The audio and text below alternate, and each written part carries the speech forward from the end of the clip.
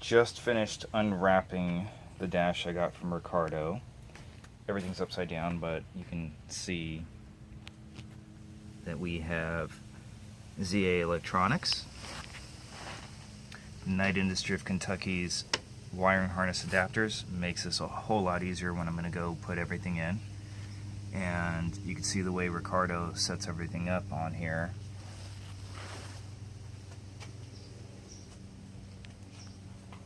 I'll show you some various angles so you can get an idea of what each item is. There's the voice box.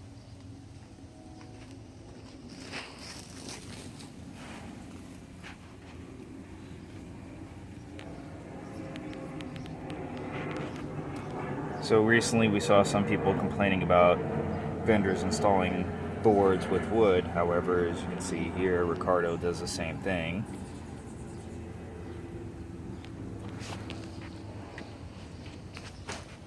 Let's take a look. Just starting the inspection process since I went and picked this up yesterday. It's like a little bit of scratch mark right there.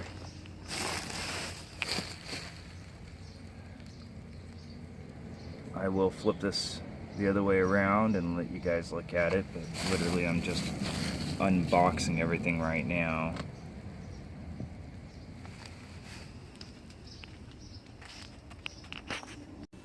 Hey everyone, Sal Hanna Foundation Nights. Check this out. I am really happy with Ricardo Vera's dashboard. I've got ZA Electronica from Alessandro, and KRW helped supply some of the accessories in here.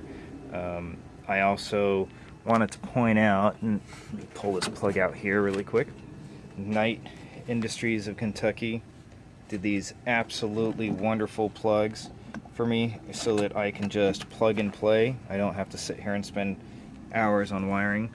Sorry about the lighting right there, but you can see the two plugs there. But I wanted to give you a quick demo and show you quality of this dash. And the light's a little harsh right here. We've got air conditioning vents. Absolutely love that. You can see on the top end here it's even grated, the metal grate, and the cutouts for the speakers, as well as air conditioning cutouts here and here too. So let's power up.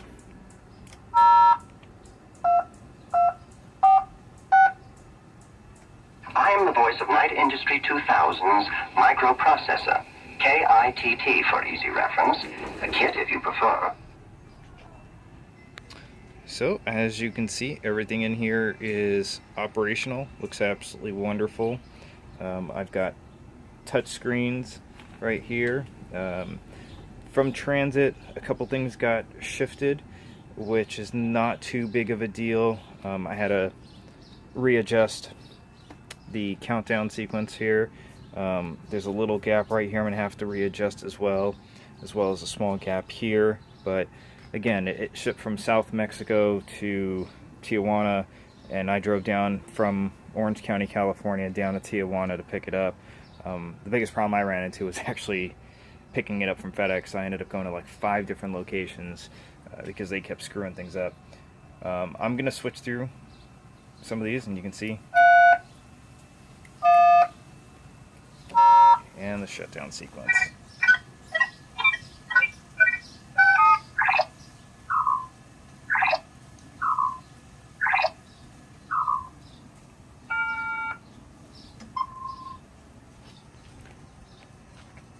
And that's it for now.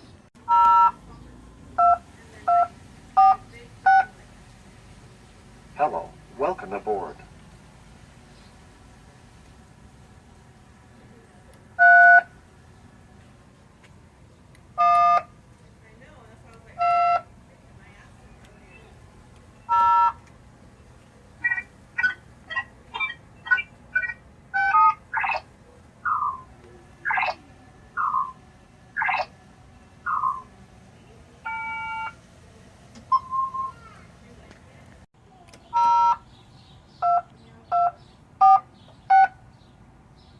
I am the voice of Knight Industry 2000's microprocessor, KITT for easy reference, a KITT if you prefer.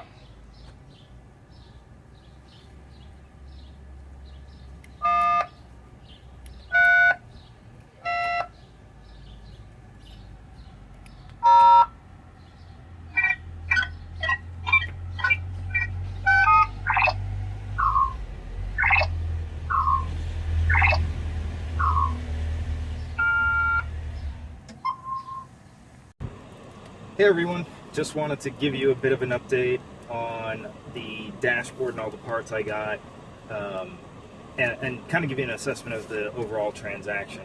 So I originally decided to go with Ricardo Vera for a few reasons. He came highly recommended, and that wasn't just from one person. I'm talking, I had like 4 or 5 different people tell me Ricardo was trustworthy and a guy that you could spend money with and not have to worry about actually getting your parts or not. So I'll explain kind of how it all started. I bought the car from Darian Causer, and he had started the project a couple of years ago, and I met him long before I even knew I was going to buy this car. In my previous line of work, I had worked at a auto repair facility, and he happened to be a client there. But we didn't keep in contact. That wasn't something that, we knew. I just happened to see an ad right before my birthday a year ago and decided, hey, maybe it's the time to buy this car. And I contacted him, reached out to him. We made a deal, and hence I own the vehicle now. He was one who told me if he was going to finalize the project, he really liked the fact that Ricardo did air conditioning vents and the other vendors didn't. So I started looking at Ricardo as my possible vendor because of that factor. And when I started asking around, found out he had very good fiberglass work, good quality parts, and a very personable guy to deal with, I decided to reach out to him and get some pricing and information. After some discussion, we agreed to a payment plan because, again, it's a lot of money, and you start thinking, hey, this is an international transaction. I got to have some kind of backing protection on my own to make sure this is actually going through the way it should be. So I sent him some money. He started the project, sent me some photos, and along the way, he sent me photos, sent me some video clips, and I continuously sent him money. It got to the point where the electronics were due, and rather than sending him money and he having to take a hit for the conversion factors as well as the transfer fees, I decided to buy the electronic components. I got the ZA components and some of the other items through KRW on eBay. I did that for a couple of reasons. One, you've got eBay backing you, you've got PayPal backing you if you're actually utilizing PayPal as well. And two, not only did I have that, but I also have kind of some discount programs with eBay, like the eBay bucks and stuff, that I was able to apply towards it, so I got a little bit of money back on the transaction itself.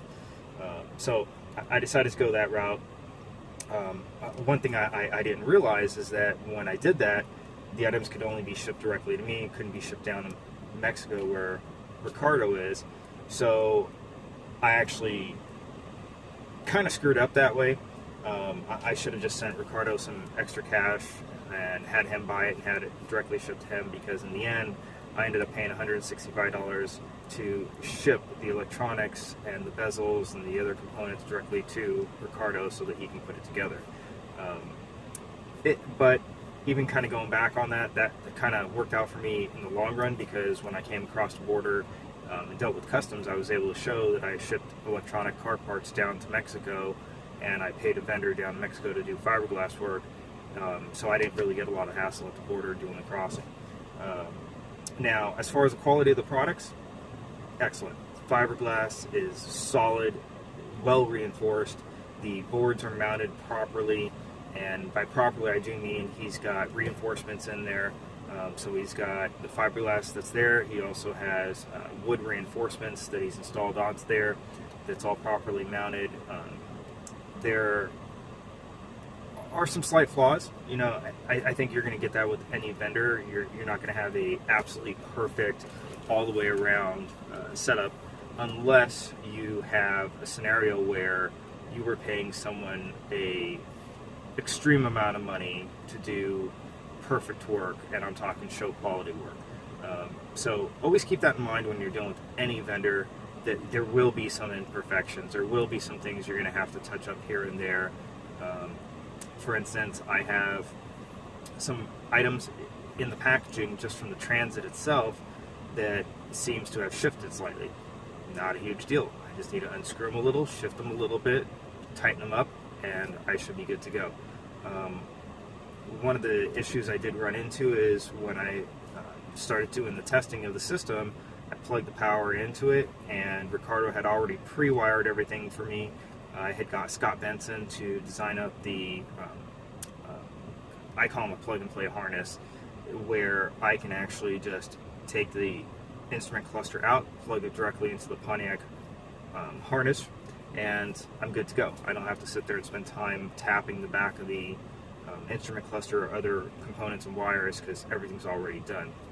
So Ricardo had it all set where there's a positive and a negative cable, and all you have to do is plug it into a power source, plug that into your harnesses, and you're live and ready in minutes rather than hours. So I decided, well, let me bench test this and make sure everything's good to go before I take some time to start the installation process here. And I did that, and everything powered up, all the lights came up, but I had no sound. So here's where it kind of got a little tricky. The first thing I generally do is I go through and I make sure that no connections came loose. Now the nice thing with Alessandro's boards, the way his connection fittings are, there's a retention system that's built into them. So as long as that's snapped in place, you're not going to have an issue. So just to be sure it wasn't a loose connection, I literally went through and disconnected every single one of the cable systems, cleaned them out with just a little dry air, and put them all back in to make sure there was no dust in transit or anything that could have gotten in between the contacts. When none of that worked, I decided to reach out to actually to three people, to Ricardo, Giuseppe, and to Alessandro. And Ricardo initially thought loose connection. We verified all the connections one more time. He said, well, you know, check the soundboard, walk me through which one, where the light was actually for the soundboard. And that's when I noticed, based on the information he gave me, that light wasn't activating at all. Giuseppe, when he contacted me, he basically just told me to reach out to Alessandro and see what Alessandro said. Now, Alessandro was absolutely amazing. He walked me through a diagnostic process. We got down to the root of the problem, found it was a bad SD card, and I went through, I had a secondary SD card. I had transferred some files over to it earlier, and didn't realize I had made a mistake when I transferred it, so I went back and I redid it one more time, plugged it all in, or I should say I just slid the card back in and powered it all back up, and as soon as I powered it up, all the sounds worked, no issue at all. The speaker that Ricardo uses is wonderfully loud. I may end up installing some add-ons here and there, because I've got the touchscreen TVs with it, so I was actually thinking about putting a Fire TV box with a KITT application installed on it, so I can not only utilize that for videos or pictures, but I can also just get Wi-Fi connection and live stream into the car with any type of application like Netflix or Hulu, or even just KITT altogether. So upgrades are going to be happening on this. There's some things just in the design of the dash itself that I probably want to potentially do some upgrades of my own on. I'm going to just kind of keep that to me at the moment, just until I do it, because I want to make sure if I'm going to put something out there, I'm going to put something out there that we can all do and make things look a little cleaner altogether. As far as the other products, I got a lower console from him. I've got the undercover kits to cover up all the wiring for the dashboard itself. Every single item I got from Ricardo is top quality. Like I said, there are some slight defects. You'll see some slight imperfections here and there, but you got to remember, this is all custom-made product, and you're going to have every item slightly different from another. So where one item may not have a small little scratch on one end of it, another item may, but they're things that can be easily corrected Could it be perfect? Sure. But how much more is that going to cost to make it absolutely perfect and spend that kind of time and dedication? And then in addition to that, you know, he could make it 100% perfect, and then the shipper could destroy everything.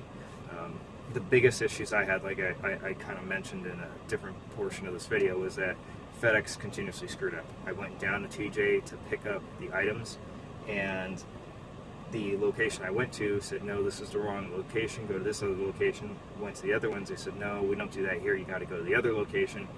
And by then I was done, I was tired, I had spent the whole day essentially driving around, from getting from Orange County down to Mexico, spending a little time there.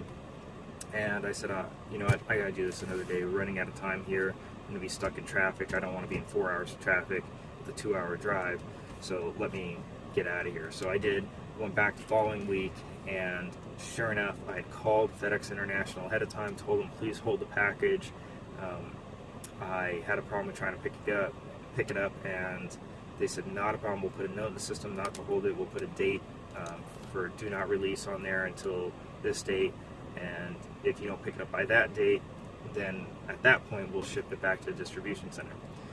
I get down to the location that it was at. They said yes, the item was here, however we shipped it back yesterday and it's in the main distribution center.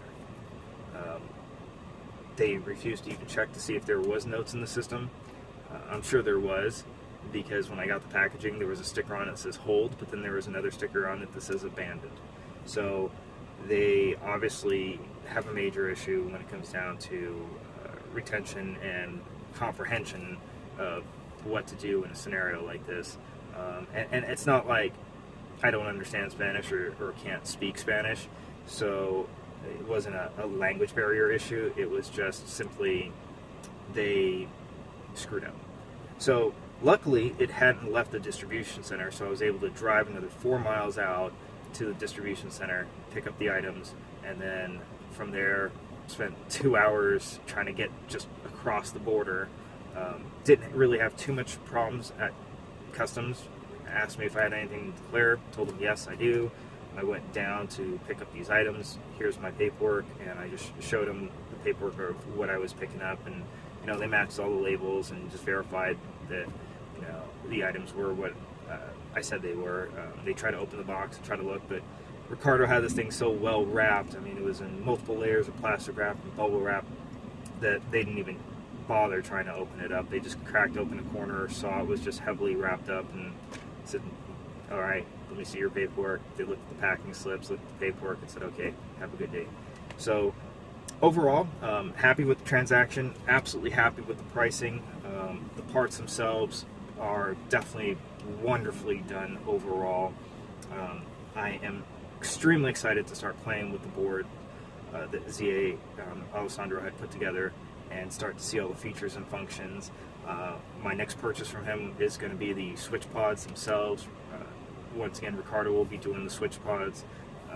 I'm trying to keep everything consistent so that there's one feel, one fit all the way through, and not, you know, having a dash from Ricardo and then having a switch pod from someone else altogether. Ricardo also did my Gullwing, and I think it's amazing.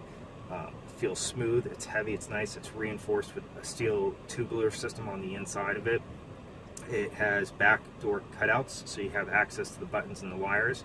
It has a horn button installed onto it, and it has a front plate. I will be doing a small design change on the front plate, and once I get to that point, I'm going to show you guys what I did. I think it's going to be an overall improvement so that the cover itself stays in place rather than just tape sticking it on like some people do. So we'll get to that when I put that out and when I do that.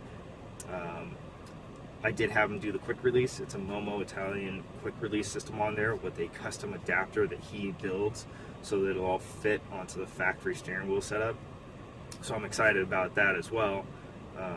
So once again, I am very, very happy.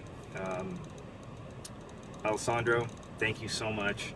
Your product is amazing, and your overall tech support has been wonderful. Ricardo, thank you. You have been very, very helpful throughout this whole process I love the fact that when you came to California, we were able to sit down, have dinner together, get to know each other, and you've been absolutely wonderful helping me throughout this process, and that's part of the reason you have my business and my support. Giuseppe, the products, you know, I spent well over $2,200 with Giuseppe on products through the eBay store, and I had absolutely no issues with that as well, so thank you as well. And I look forward to continuing this business with all these gentlemen, and keep an eye out, because I'm going to be putting more of these out, and you're going to see more of what I'm going to do to change some upgrades and do some things with my kit that may be different from others.